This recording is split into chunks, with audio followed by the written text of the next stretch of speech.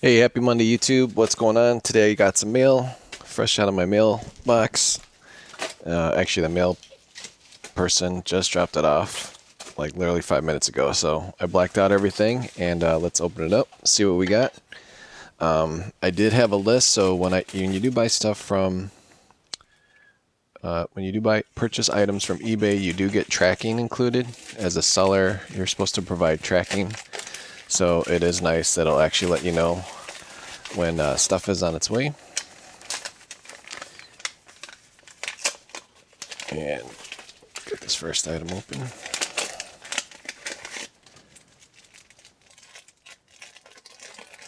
So spot today I think hit about 21 bucks on silver. We're still under 1700 on gold, but pretty cool stuff.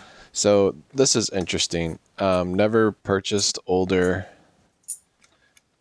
Canadian 1 cents. I didn't even realize they were this size. So Canada stopped making we all call them pennies, right, guys? But the proper term is a cent.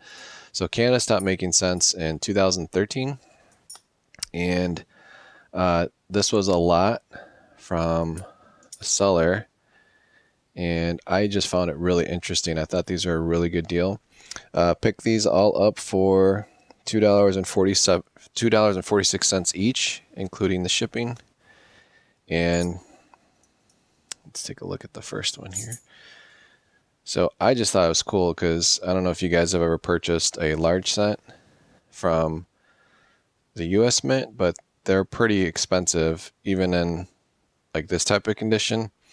And wow, these are really thin. It's very strange. So again, this is 1 cent back in 1859.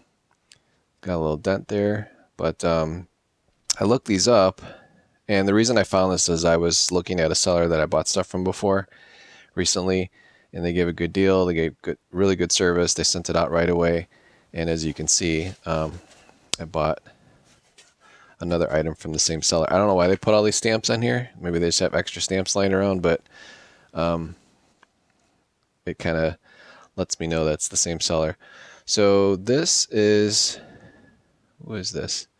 Queen Victoria back in the day. Sorry, my lighting's not really picking this up that well.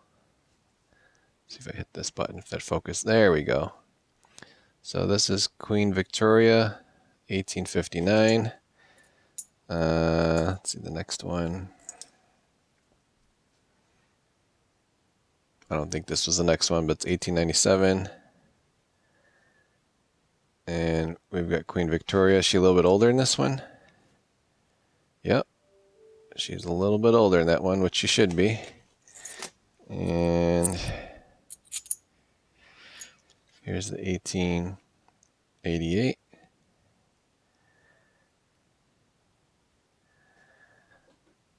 Let's see if I can zoom in on that. Sorry, I'm trying to do my best here to focus this in. Got an autofocus. For some reason, it doesn't like to pick up the darker images. So those three right there, I think, are 20 bucks. So the 1859, 1880, 1890, just from like the scarcity of them. And I believe this is the last. This is the 1890.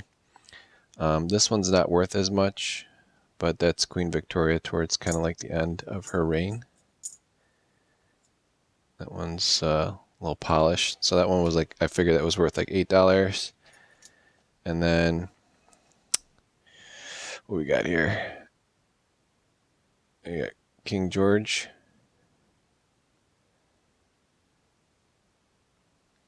And we got one from 1917. And another one from 1919. These aren't as valuable. These are only worth about $5 each. But again, double up on the newer ones. When I mean newer, they're still like over 100 years old. And then this one right here, the 1859 is 20 bucks. The newer one, the 1897, is about $8. This one here is worth about 20. 1888. I did put that this one was worth 20 just because of the age. 1890, but I think this will probably be worth a little less. This one's a little more worn. So anyways, I just thought it was interesting. I don't think they're going to be quick sellers. I just thought it was cool being able to pick up an old penny for less than $2.50 a piece. I mean, seriously, if you find a large cent from the U.S. Mint, those in that kind of condition, they're gonna be like $100. So maybe Canadian numismatists or whatever aren't as big of fans as the cent as we are here in America. I think they look cool though. I think ours are a little more rare. All right, and this is the next item. I forgot what was the next thing I ordered from them. Oh yeah, this is my very first 1809. I'm sorry, 1909. So speaking of 1 cent, so this is a 1909 VDB Lincoln set. And the VDB is right there in the bottom. So I thought the condition on this was very nice. I actually think it looks BU. I am not an expert by any means, so what I do is I look at a PCGS photo grading from actual professionally graded cents, and I also look at what other sales have occurred on this. So I guess the seller didn't list it properly, so I got this for $10.75. It should be worth at least $25 reselling it because it's hard to find something this nice. Would I get something like this graded? Probably not. But if you guys are into cents, those are the 2 cents that I opened up. Didn't mean to open up in that order either. All right, let's take a look at the next one. So again, not sure if you guys have ever bought cents before. I'm not a huge fan of them, but I do enjoy the history. So anytime you get something a little older, I think it's cool. All right, this next one is a Morgan. These are by far my favorite. I buy these all the time. So the other thing too is as you keep buying the same thing over and over and over again, you get kind of used to what to look for. And this is going to be fun to open up. I'm going to pause it and cut. Well, here, I'll just cut this out. So they put it in a baseball card holder, which makes sense because this person sells baseball cards. So I don't blame them for sending it in a baseball holder flip to send it away in. They probably got a lot of those. Let's take a look. Oh yeah, this was a pretty cool coin. So this particular one, I don't know if you guys ever looked for Morgans, but when you're looking at them, if you ever notice they might have some possible VAM stuff going on, like a doubling of some sort. But this one here, I thought had that going on for sure. So this is an 1898, very, very nice luster. Cheeks are okay, but I like when there's the full effect of the Morgan. You want to look up the top here and above the ear, and then the fields themselves. So I think this is a nice mint state, probably 63, 64, based on the fields and the luster. And this one was $60. I thought it was a good deal, including shipping. And I like the full breast feathers. The VAM-4A was right here on the coin. So do you see the spike coming out of her neck? Do you see that? It's basically in between her chin and her neck. So that is a VAM. And there's some other things that are going on too. There's a little bit of die crack. And I forgot what else was part of the VAM, but that's a very easy one to spot. It almost looks like a dice or like a scratch, right? Like someone scratched the coin, but I think it's just cool coming out of her neck like that. And the O mint mark means New Orleans mint. And this would probably be a very, very expensive coin. So this VAM is, I think, a top 100 with the spike coming out of the neck like that. And again, this probably would be, seriously guys, like a $500-$600 coin raw if it did not have this like shovel gouge in the field here. See that by the wing? Or maybe I'm getting that mixed up with maybe there's a different O. Maybe there's like a micro O version of this. But anyways, it's a beautiful VAM coin. I am gonna with the VAM coins, I do, when it's very, very obvious like that, where you don't have to take a loop out, I do feel confident putting that in the description. People usually don't get mad. Some people don't care, but this is one where it's kind of an issue. You probably wouldn't want to send it to PCGS or NGC because they would say it's UNC, meaning details, and they would say scratched. But you could send it to Annex for the VAM designation, and they will give it a grade, but they will probably say that it's scratched on the reverse. Maybe they won't. Maybe it's a gamble someone's willing to take. Other than that, though, just really beautiful eye appeal on this coin. So don't mind picking those up all day long for 60 bucks, even with the gouge in the back, because I think it's worth it.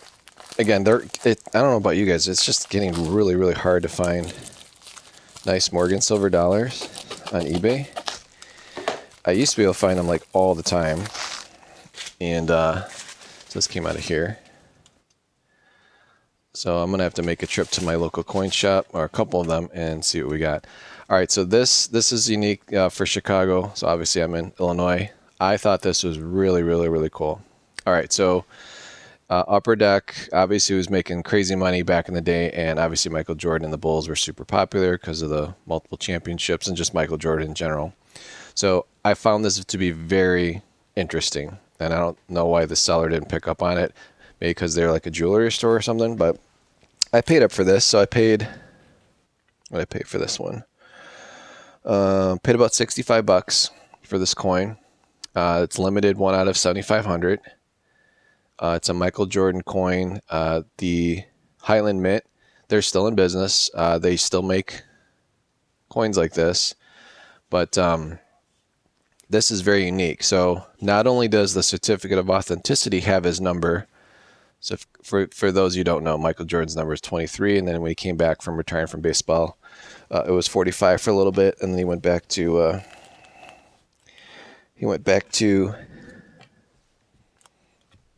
23. And I'm trying to get this coin out. Oh, that's in there tight. All right, so here's the obverse of the coin, and it's silver. And here's the reverse, and that's 999's fine silver. So if you guys are into sports cards, and let's say it's a limited run and it actually has the player's number on it, it's technically supposed to be worth more. I just was like amazed that no one realized that. Obviously, if someone has number 23, not 2300, it's going to be worth obviously more than this one, but I think this is pretty unique. So this is number 2300, and obviously like 2323 might be worth the same. Again, I guess it's kind of like looking at like star notes or fancy serial numbers on bills. Like some people collect that. So I mean, I noticed it right away. I'm like, man, that's really neat. So the display case is kind of cool. You can kind of put it like that, and then a big Michael Jordan fan can put the certificate of authenticity behind it that it's number 23. I think this is worth at least 200 bucks because of the number that's on the coin. And you guys laugh, but I one time found a Kobe Bryant coin, and I sold it for a lot. It was like a very, very unique piece that they only gave to the players or the organization. And this is not one of those, though. This is actually produced by Upper Deck and through the Highland Mint. But again, still to have his number in the actual serial number, not just on the COA, certificate of authenticity, but actually on the coin. That's huge. That's like a big deal. So I don't know if I'm going to sell this one. I'm not one of those guys though that like to collect stuff. I mean, I will list it, but I'll probably like list it at $230. And if someone buys it, great, they can have it. But just the fact that it's his actual number, believe it or not, does make a big deal, especially to sports collectors.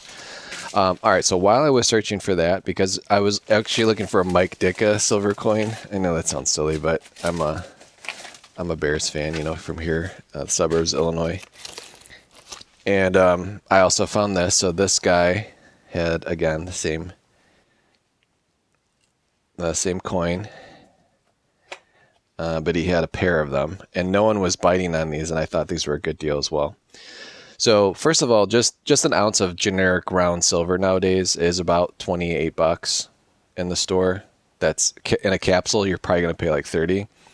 And anytime you can put Michael Jordan on it with a certificate of authenticity, again, this one is not any special number. It's 4331. But I got the pair of these coins for $63. So I'm in, and for some reason this seller like put it in a baseball card category, so I had to pay tax on it. I totally missed that because of the state I'm in. We don't pay taxes on our coins. And then this is not a gold one. Man, I wish it was, but this is in fact the bronze one.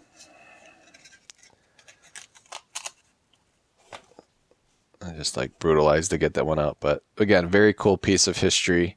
They don't make these anymore, and Highland Mint is still in business, but they obviously made a lot more bronze ones. This was number 24,052 out of 25,000. So again, never had a bronze coin in my possession, but again, into each one about $31. This coin is least worth $65 because it's got Michael Jordan on it, and there's only so many of these made. This one here is probably worth about $40 because it's bronze, but I'll probably like just get rid of it for $35. So again, cool piece of history. There's nothing wrong with buying, you know, with sports stars that you like, and obviously if you're buying the greatest of all time, that's important as well.